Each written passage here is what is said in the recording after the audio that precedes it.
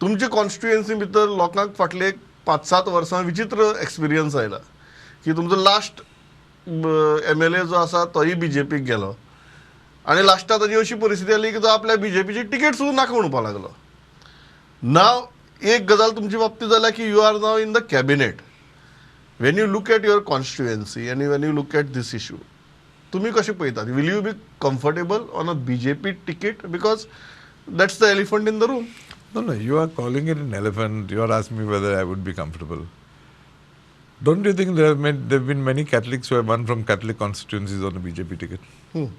One name that comes to my mind is our ex-minister Philip Neri. He won on a BJP. He was supported by the BJP. He won. That is a Catholic constituency. So if you are referring Not to on a BJP symbol. no, whatever it is, if people were willing to elect him, supported by the BJP, I don't think it's very difficult to get. I don't see why I should not try and get elected on a BJP symbol.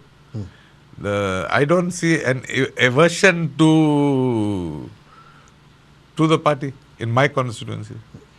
Yes, there are some die-hard congressmen, there are some die-hard, we've seen last election, some revolutionary Goan supporters.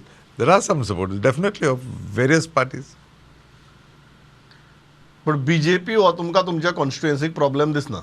Give me a chance. I will prove you wrong. आज तुम्ही म्हणटात की जे फाटल्या आमदाराचे जाले की BJPची ticket घेवूं काय नाका, ती तुमच्या बाबतीत जावची ना. See, I joined the BJP keeping all these factors in mind. And having thought over it, I jumped. Having joined there, I will definitely strive to strengthen the party. And strengthening the party means I'm strengthening myself.